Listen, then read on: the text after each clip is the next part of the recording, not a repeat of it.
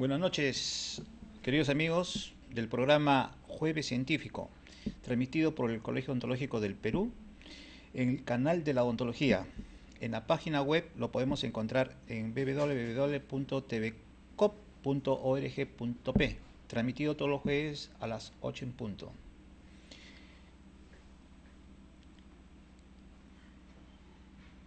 Hoy día tenemos la especialidad de odontología forense. La odontología forense, como todos deben tener conocimiento, es una especialidad que está comprendida por tres subespecialidades, que es la odontología legal, la odontología forense y la criminalística. Sabemos que la odontología legal son todas las normas que están aplicadas al ejercicio de la odontología. Forense más bien es la aplicación de nuestros conocimientos como odontólogos en ayuda, en apoyo a los operadores de la justicia. Criminalística es una ciencia que aglutina otras ciencias como la odontología, medicina, antropología, biología, etc. Bien, hoy día vamos a dar paso a un tema que es controversial, que es muy importante, es interesante, no está todo escrito, pero vamos a dar un apoyo para todos los profesionales y aquellos que están en pre y en posgrado para que sea un sustento, fortaleza para su desarrollo como odontólogo o como docentes o como aplicación de la especialidad en odontología forense. El título se llama Implicancias legales en el ejercicio de la odontología.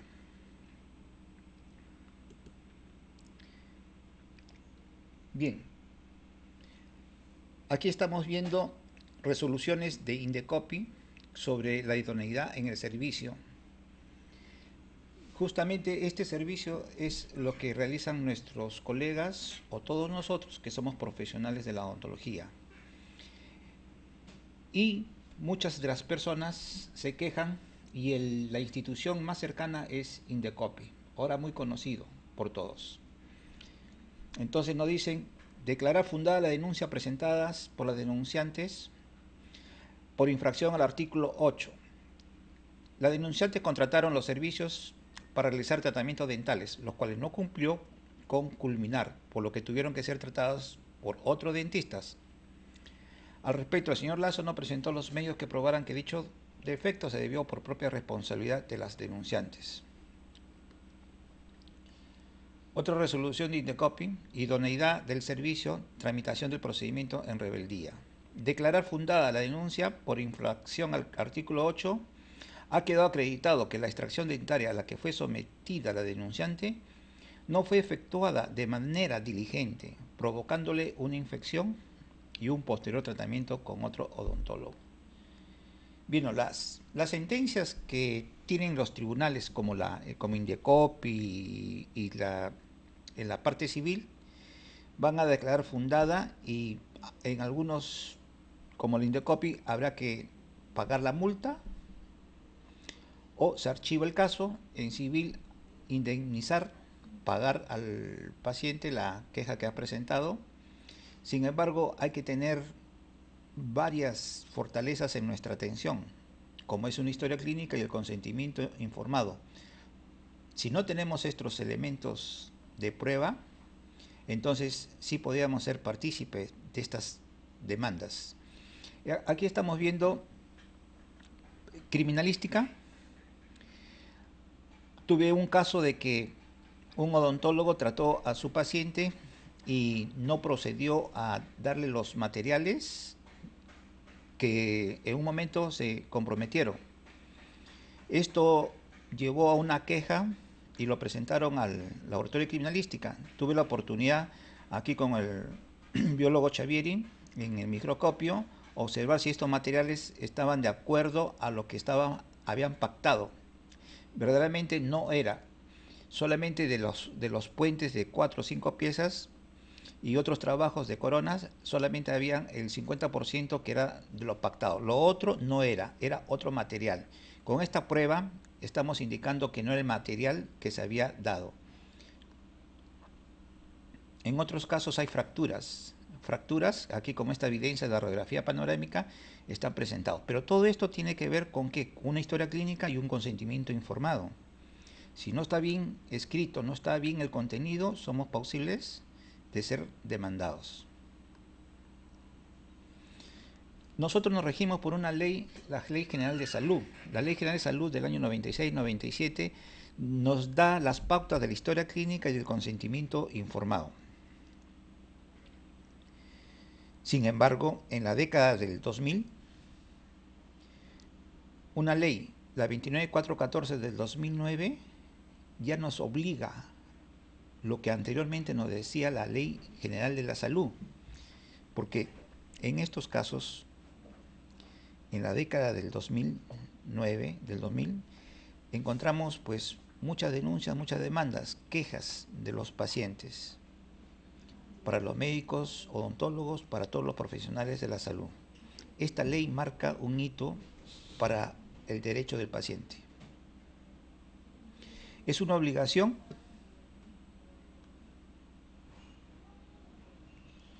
otorgar el consentimiento informado, libre y voluntario, sin que medie ningún mecanismo que vicie su voluntad, para el procedimiento o tratamiento de salud, en especial a las siguientes situaciones. Previa a la aplicación de cualquier procedimiento o tratamiento, así como su interrupción. Punto seguido. Solamente quedan exceptuadas las situaciones de emergencia. Lo que quiere decir, para todo procedimiento o tratamiento para un paciente, debe otorgarse el consentimiento informado.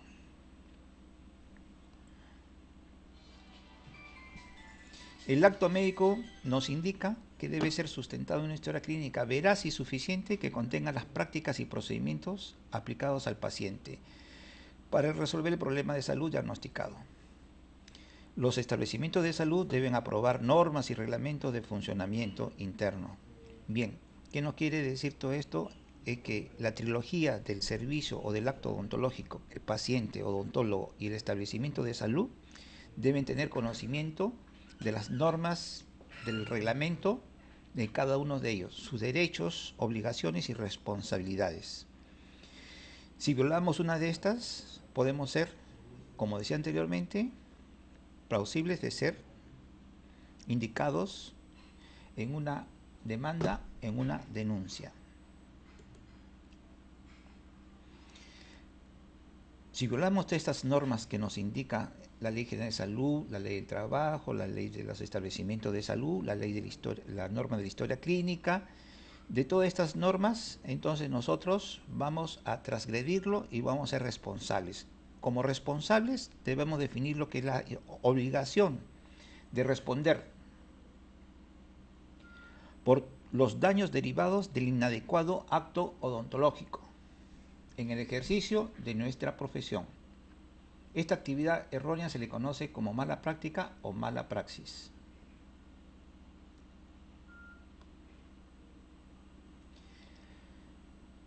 He clasificado la responsabilidad profesional en todos estos estamentos y algo subjetivo y algo objetivo. Por ejemplo, la moral, algo consciente, algo de educación, algo de conducta. Tiene que ver lo que es responsabilidad moral. Laboral, cuando estamos trabajando en una institución privada, en una clínica privada, en un consultorio particular, dependientes de un administrador. La responsabilidad administrativa lo estamos delegando cuando el profesional odontólogo está laborando en las entidades públicas, llámese Ministerio de Salud, policlínicos, clínicas del Ministerio de Salud. Ética o colegial, cuando está administrando nuestra conducta, la ética, el código de ética profesional del colegio odontológico.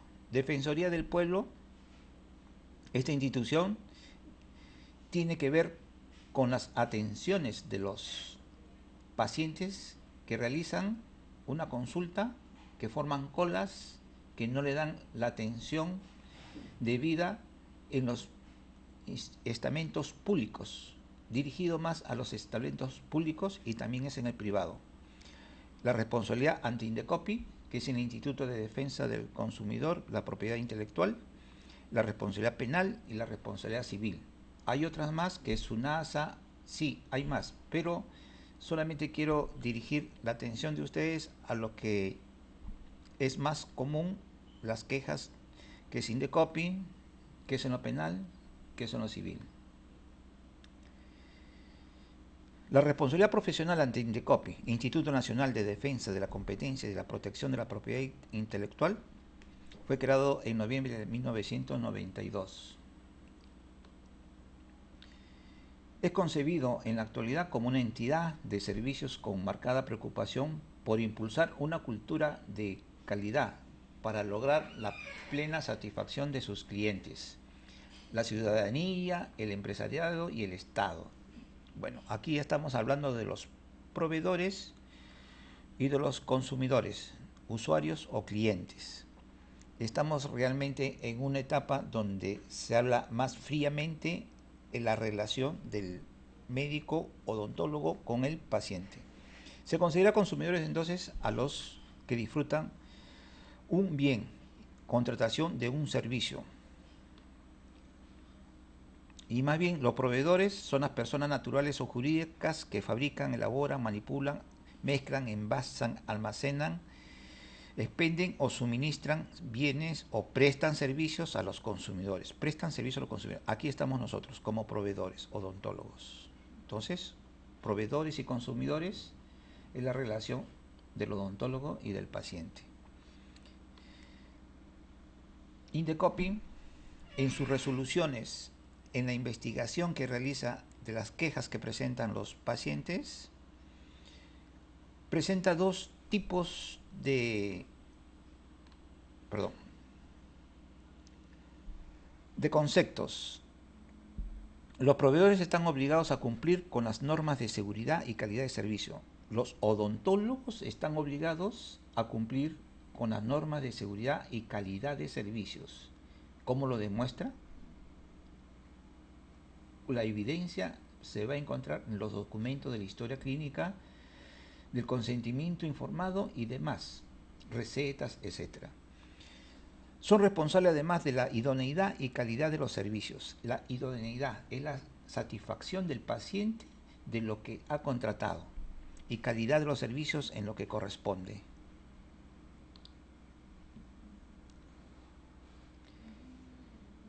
La Comisión de Protección al Consumidor del Indecopi ha establecido que la expectativa que tenga el consumidor del servicio brindado dependerá fundamentalmente del tipo de obligación al que se encuentra sujeta el profesional médico, aplicándose esta de la siguiente forma: la obligación de medios y la obligación de resultados. La obligación de medios viene a ser cuando el odontólogo brinda a su paciente los conocimientos, la técnica, las actualizaciones que tiene, los insumos, todo lo posible que está a su alcance para realizar el tratamiento. Y la obligación de resultados viene a ser que garantiza el resultado, garantiza la prótesis, garantiza la extracción, garantiza el blanqueamiento, garantiza la ortodoncia. O sea, así como han quedado, como han pactado, a los 2 años debe quedar como un compromiso, como una obligación, un resultado, que es el que los que han acordado. Vendría a ser la idoneidad del servicio, que haya trabajado con toda la seguridad, con toda la protección, con todo lo que está a su alcance. Los entendidos abogados de derecho médico, de derecho internacional, dicen que la obligación de medio es lo que está sujeto los profesionales de la salud. No garantizan al 100% un resultado. Veamos, los médicos, al tratar a su paciente, generalmente un buen porcentaje son por enfermedades y tienen que dar una medicación, una receta. Si la receta, después de una historia clínica, un consentimiento informado, tiene efectos colaterales que no se ha obtenido en esta información anterior, Entonces, esto va a resultar como un rechazo, algo que no estaba esperado. Pero el odontólogo de este tipo de tratamiento con medicamentos es un poco porcentaje. Más de lo que tiene que hacer son trabajos. Por ejemplo, curaciones, trabajos efectuados, construidos, resinas, incrustaciones, trabajos como puentes, trabajos como la ortodoncia y poco es con la medicación. Entonces, en algunos países se dice que el trabajo de nosotros es una obligación de resultados. El realizar una extracción es una obligación de resultados. El realizar un puente de cerámica, de porcelana de 6 piezas es una obligación de resultados. Y cuando hablamos de obligación de resultados es que nos hemos trazado compromisos y obligaciones entre las dos partes, entre el proveedor y el consumidor. Si el consumidor no está satisfecho del trabajo realizado, puede presentar su demanda en la vía civil o Indecopi por no haber cumplido con los compromisos pactados. Muchos casos de lo que hemos hablado nos defendemos como la obligación de medios, que hemos dado todo de nuestro conocimiento, de nuestras habilidades, de nuestras actualizaciones, de nuestros instrumentos, de nuestros materiales, para llegar a un buen resultado, a un buen ideal. Sin embargo, no garantizamos, ¿sí? Entonces, preguntado el año pasado en un congreso iberoamericano de responsabilidad profesional, les hice esta pregunta: en una cirugía estética, porque los odontólogos pueden realizar una mentoplastía, sí lo pueden realizar, pero le pregunto, las palabras que están en la historia clínica y en el consentimiento informado, ¿debe ser de obligación de medios o obligación de resultados? La respuesta es: debemos llegar a la obligación de medios. La recomendación ahora entonces es que en nuestros documentos nosotros debemos ir por la obligación de medios, no por resultados. Y esto hay que pensarlo muy bien, porque al realizar una cirugía plástica estética, una mentoplastía, por ejemplo, eso es de resultados. No hay lugar a duda. Todo lo que es estética es de resultados. Lo otro que es tratamiento vendría a ser de medio. Cuando son procedimientos, son de resultados. Eso hay que tenerlo en cuenta. Esta es una lista larga de lo que tiene Indecopi, de las personas o de los profesionales de la salud que han sido denunciados por los pacientes, ¿no? Tenemos acá que es mala praxis, mala praxis, mala praxis. La lista este es del 2012, sí, está un poco actualizada, pero cada año va agrandándose más. Conversando con la doctora Wendy Vélez Moro de Ministerio Público, que realizan la valoración del daño odontológico, va creciendo cada año los casos que son presentados y son evaluados por ella. Ahorita es alrededor de 15 o 17. Antes era 1 o 2, pero va aumentando. Este es un consentimiento informado en la que leemos un resumen. Yo, Julio Salazar, he sido informado de los procedimientos anestesiológicos, intervenciones quirúrgicas y toda terapéutica que se consideren necesarias a las que voy a ser sometido, estando consciente de los riesgos, complicaciones y consecuencias. Esto el Indecopi lo denomina consentimiento informado inadecuado. ¿Por qué inadecuado? Entonces, al colocar que ha sido informado de los procedimientos anestesiológicos, no lo está detallando, es en forma genérica, general. Procedimientos anestesiológicos no lo está detallando. Intervenciones quirúrgicas no lo detalla. Y toda terapéutica no lo especifica. Entonces, todo consentimiento debe estar especificado, detallado. Aquí otro: yo, César Gutiérrez, exonero de toda responsabilidad al odontólogo Luis Paredes, y luego sigue todo el contexto por lo que no realizaré ningún acto legal, etcétera, etcétera. Esto es un consentimiento nulo por Indecopi, porque no puede exonerar de toda responsabilidad. Si hay un consentimiento informado donde diga yo, su nombre, apellido, exonero de toda responsabilidad, entonces estamos hablando de un consentimiento nulo que no va a valer. No se puede exonerar de responsabilidad si no ha sucedido el hecho. Esto está en el Código Civil y también en Indecopi, en su reglamento del consumidor.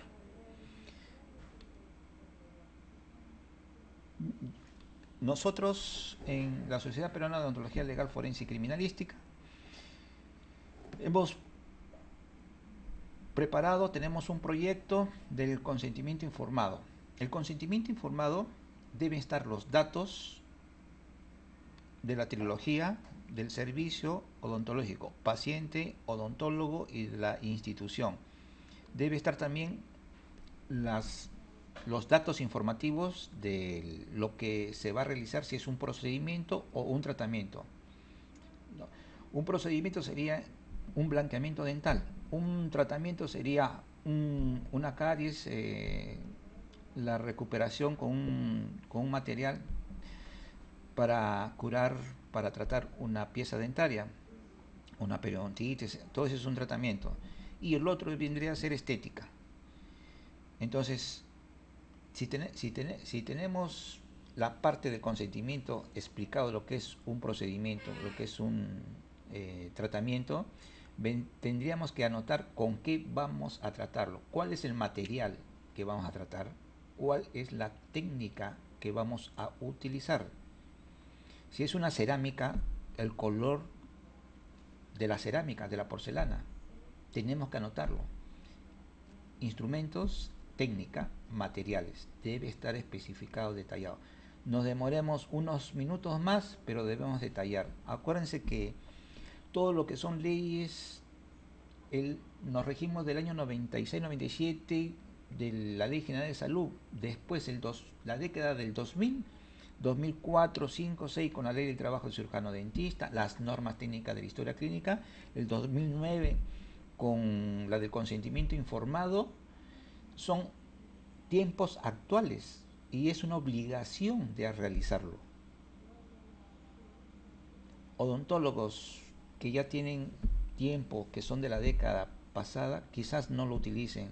¿Tendrán que actualizarse? Sí, tendremos que hacer un tipo de difundir todos estos conocimientos, porque ahorita en las universidades, en todas las universidades se difunde este tipo en el curso de odontología legal, en todas las universidades, pero tenemos una gran complejidad de los odontólogos que son de la década anterior, que quizás no tengan conocimiento.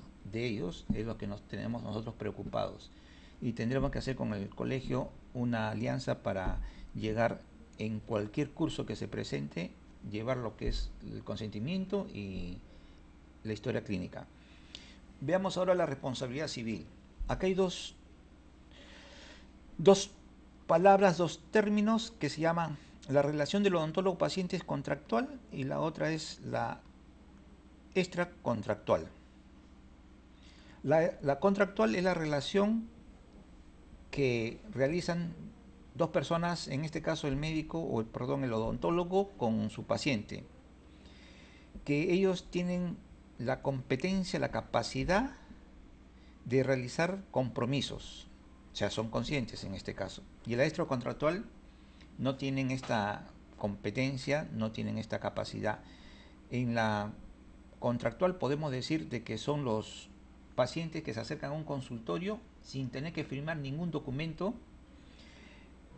ni firmar un documento, ni poner su impresión digital. Solamente el hecho de asistir a un consultorio, estamos hablando de una relación contractual.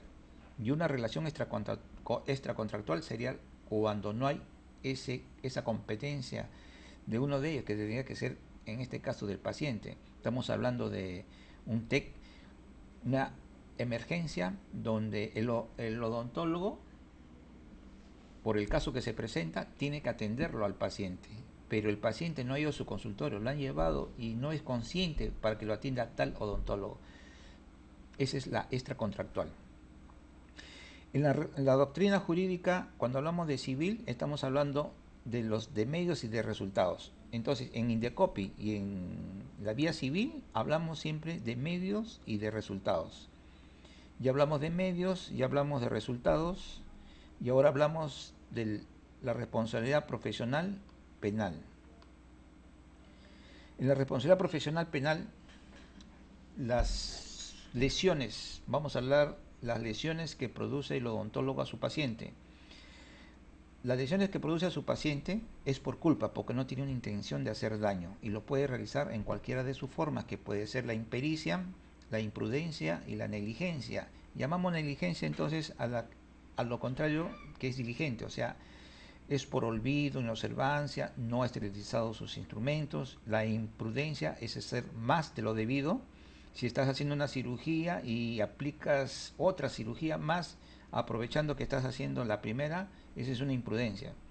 La impericia es cuando no tienes la especialidad, en este caso de terceras molares, no tienes la competencia, pero sí puede ser una variedad de las impericias, puede ser un especialista en endodoncia que viaje al extranjero 5 años y labore en Estados Unidos, en otro país, menos de odontólogo, regresa a nuestro país y con el dinero que ha obtenido monta pues un consultorio y comienza a realizar su especialidad en endodoncia.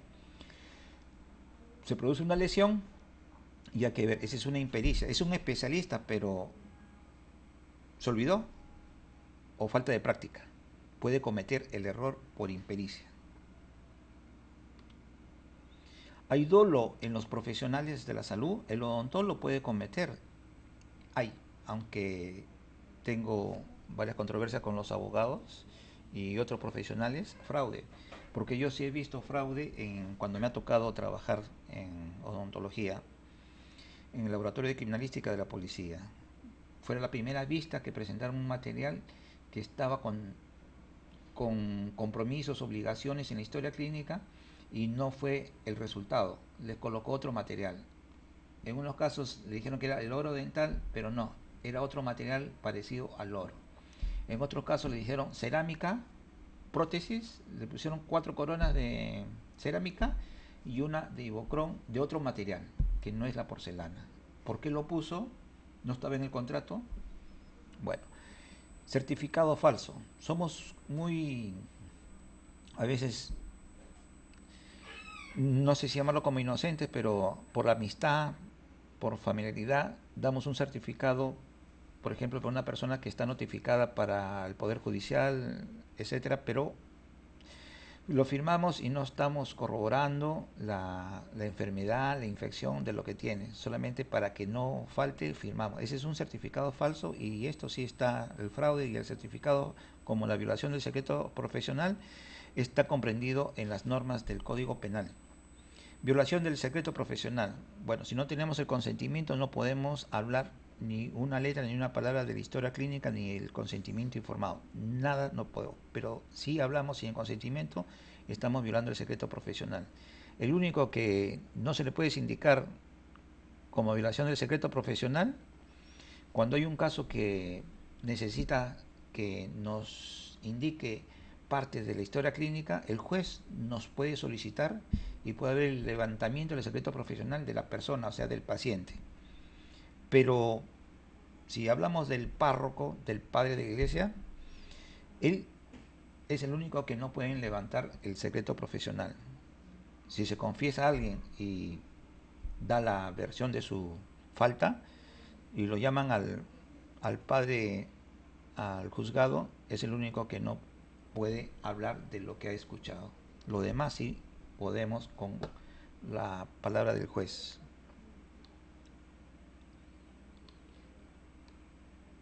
Hablamos de historia clínica.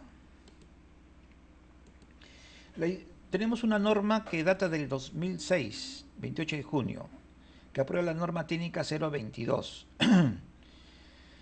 Es un documento médico legal que registra los datos de identificación y los procesos relacionados con la atención del paciente en forma ordenada, integrada y secuencial. A partir del 28 de junio del 2006, la norma técnica de salud 022 nos da las pautas de una historia clínica. Sin embargo, si observamos esta norma técnica, tenemos pocas definiciones, poco contexto para el odontólogo, para su historia clínica. Entonces, recogemos lo mejor de la historia clínica que está más dado para el médico. Lo recogemos y esa es la historia clínica que debe funcionar en nuestro consultorio. Sin embargo, estamos dando las características de historia clínica, porque deben saber ustedes que nuestras obligaciones, deberes, derechos de la trilogía del paciente, del odontólogo y del establecimiento de salud se rige mediante las normas que nos dan estas pautas ya habladas, obligaciones, etc. Y si nosotros rompemos una de estas, podemos ser entonces anotados, plausibles de ser demandados y que el paciente se queje a diferentes instancias. Una de las características es que la historia clínica debe reunir información científica, técnico, administrativo relativo a la atención del paciente en fases de la prevención, diagnóstico, tratamiento y rehabilitación de la enfermedad. Es integral, recoge de cada uno de estos momentos. La historia clínica debe estar disponible en el momento que se le necesite. Ojo que la historia clínica y los documentos que nosotros manejamos debe estar pues en forma detallada, definida, que se observe, que sea visible la información de la dirección, de los datos de cada uno de ellos.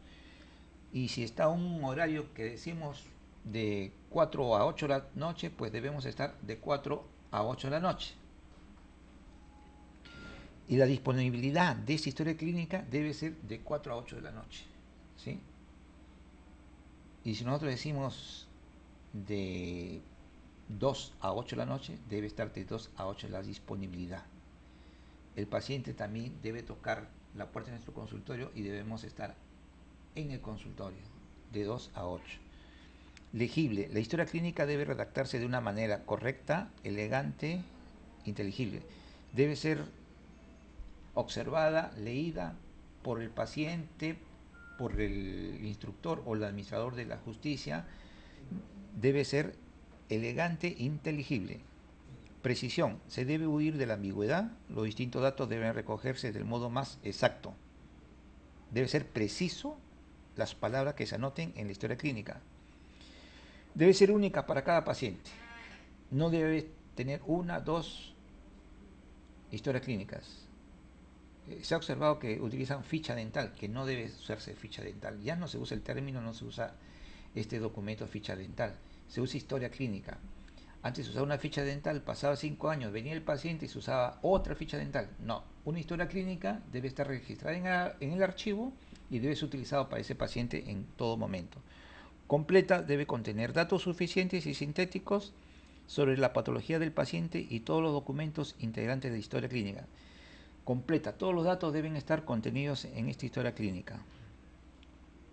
Las partes de la historia clínica se enseñan en todas las universidades, se encuentra en la norma de la historia clínica y aquí lo objetivizamos una vez más.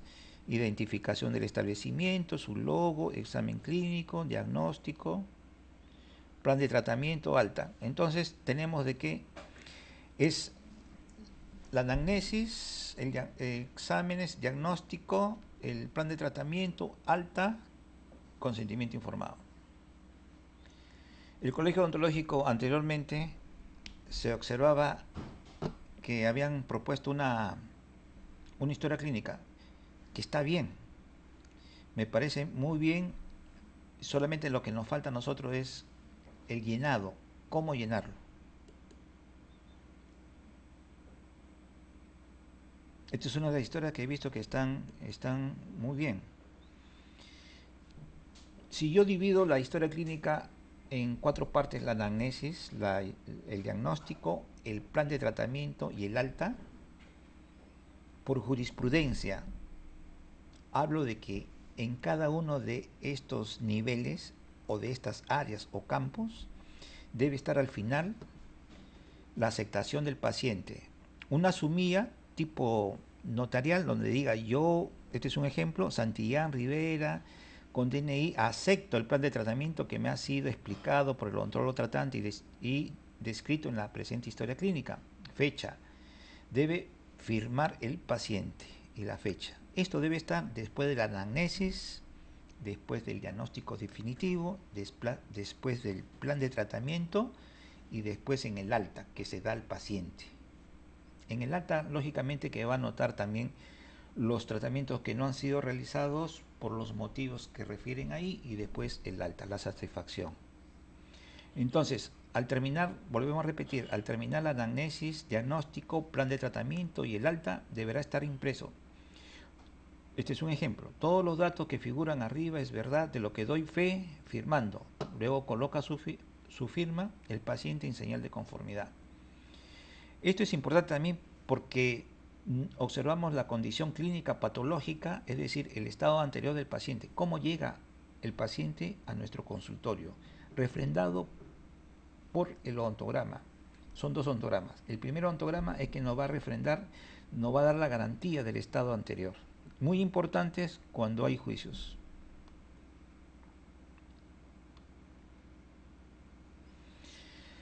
Todas las universidades tienen su clínica de odontología. Cada una de ellas tiene un manual de historia clínica. Entonces, todos los alumnos en pregrado observan y tienen una historia clínica con la que seguir. Es su norte de ellos para su consultorio privado. Todas las universidades. Las instituciones deben tenerlo. Salud tiene un manual de procedimientos odontológicos. Tiene guía de prácticas clínicas estomatológicas.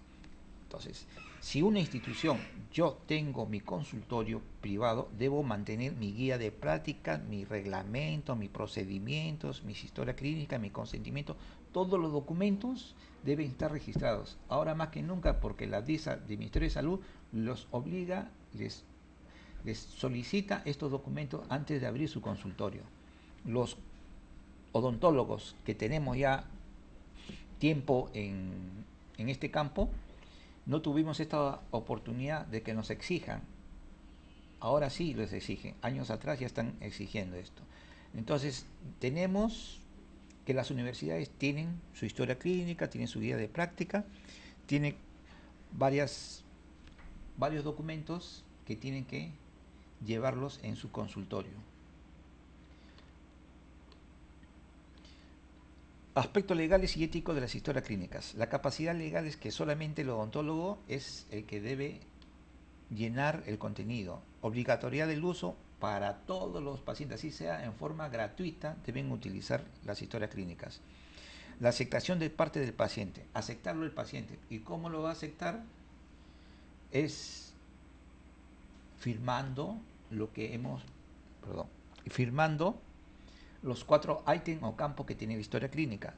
La identificación del paciente, odontólogo y establecimiento de salud se encuentra en todas las páginas de las historias clínicas, en todas las páginas. Si tiene 5 páginas, en todas las páginas debe estar el nombre del paciente, del odontólogo y el establecimiento de salud. Propiedad de las historias clínicas. Según la norma técnica de historia clínica, la propiedad física es del establecimiento de salud, la propiedad física de la historia clínica. La propiedad del paciente es la información contenida en la historia clínica y la propiedad intelectual es del personal asistencial. Privacidad de los datos. Ya hemos hablado de que no se puede difundir el contenido de las historias clínicas. Son propiedad del paciente. La conservación. La norma técnica nos dice 5 años en el archivo activo. Llámese archivo activo. Desde la última atención a su paciente, pasan 5 años, eso se llamará archivo activo. Entonces, tiene 5 años. Luego, no regresa a su paciente, pasará al archivo pasivo, que serán los 15 años seguidos. El consentimiento informado solamente se exceptúa en caso de emergencia. Después, el consentimiento informado debe estar presente en todas las historias clínicas. El foliado es cuando hay un caso controversial judicial, tiene que presentarse entonces en la historia clínica debidamente foliado, desde la última página hacia la primera. Número correlativo, 1, 2, 3, desde la última página hacia la primera página. La sección de la reserva de información.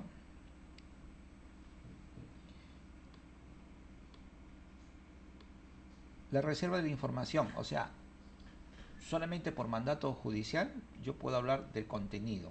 Solamente por epidemias y enfermedades que son de conocimiento del Ministerio de Salud, sí puedo divulgarlo, difundirlo, ¿no? Y lo otro es del paciente que me lo permita y luego los del seguro para su debida atención del paciente. Cuando existen lesiones en un accidente de tránsito y estoy atendiendo a un paciente, yo debo informarlo al Ministerio Público y a la Policía Nacional. La coetaneidad de registros debe de realizarse en forma simultánea y coetánea, con asistencia prestada al paciente. Quiere decir, al mismo tiempo de lo que estamos realizando nuestro trabajo, debemos anotarlo en la historia clínica y también hora y fecha. Consentimiento informado. Perdón.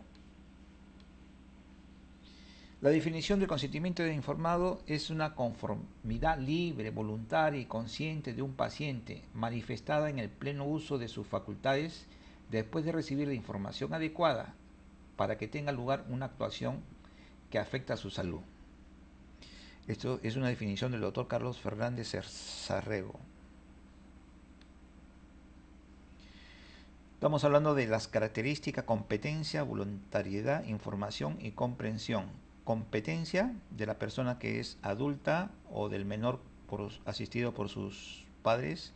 Es voluntario, no está presionado. Debe haber una información completa, detallada y el entendimiento y comprensión del idioma de acuerdo al idioma que habla el paciente.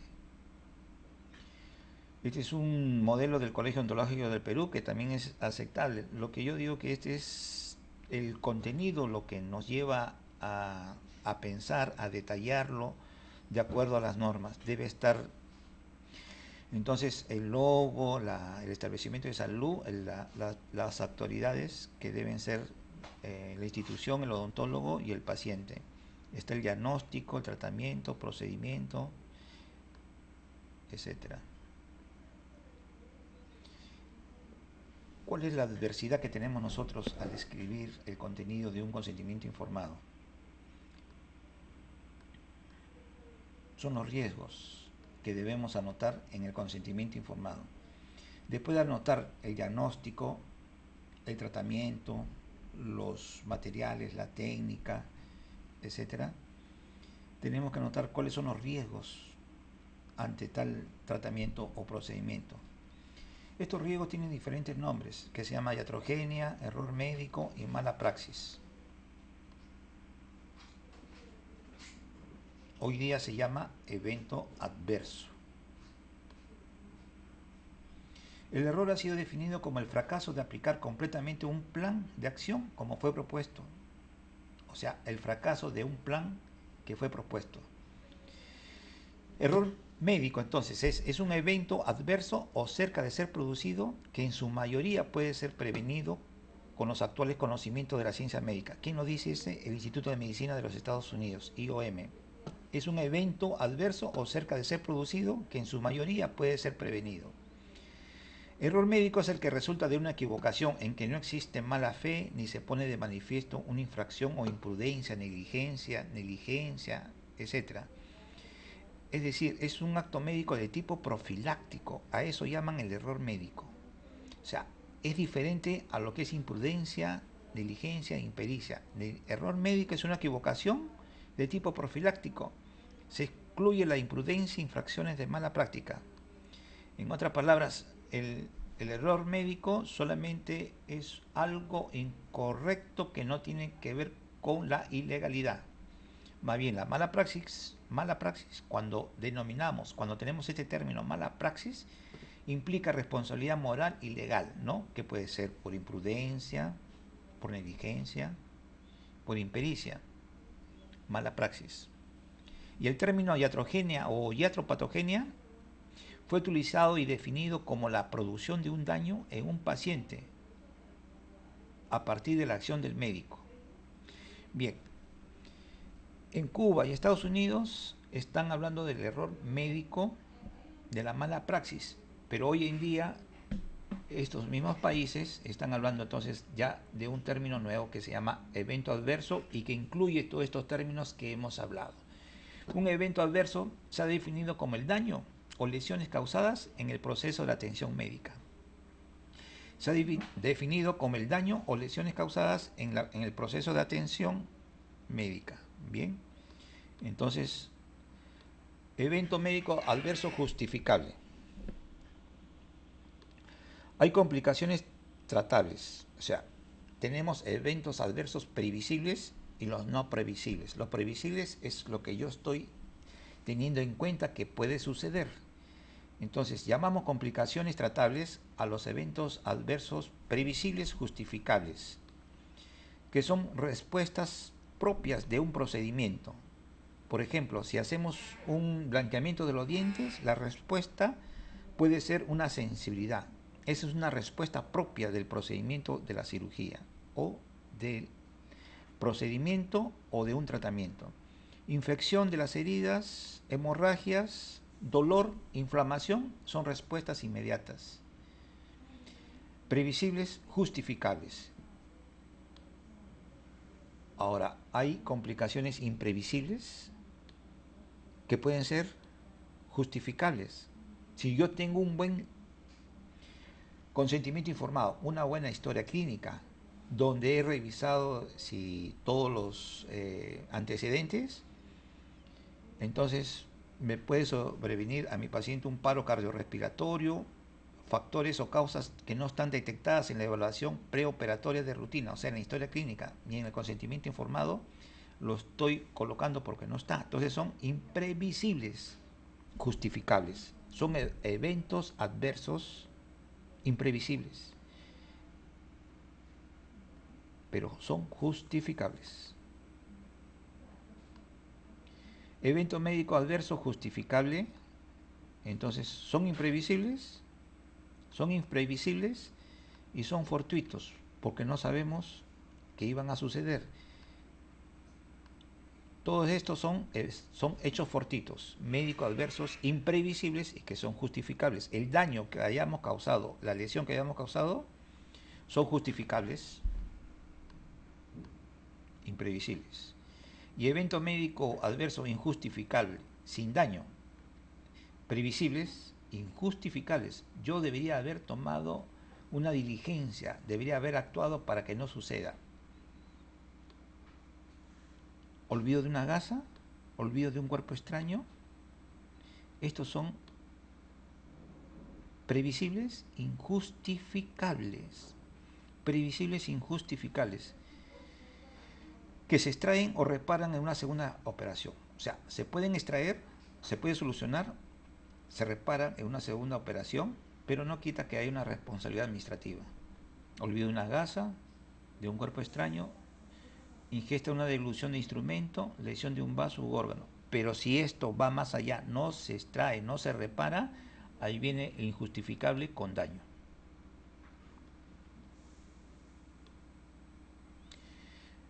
El anestesiólogo abandona la sala de operación, que un cirujano realice una cirugía con un auxiliar de enfermería, cirugía con fallecimiento del paciente por una mentoplastía, cirujano odontólogo que produce corte del nervio lingual, injustificable y con daño, no se puede reparar. Todo riesgo injustificable genera responsabilidad por falta, culpa, la negligencia o el dolo. Todo riesgo injustificable. Bien, he querido terminar aquí. Sé que es poco el tiempo para explicar esto. He querido hacer un poco en un resumen, pero que llegue a todos. Y me despido de ustedes. Muchas gracias por acompañarnos en este programa. Los invito a escribirme a jmqm357@hotmail.com y también a que nos visiten en la página web del Colegio Odontológico del Perú, www.cop.org.p, y a seguir la programación de TV COP, el canal de la odontología. también tenemos una página de nuestra sociedad que es www.espolfoc.org.p. Muchas gracias.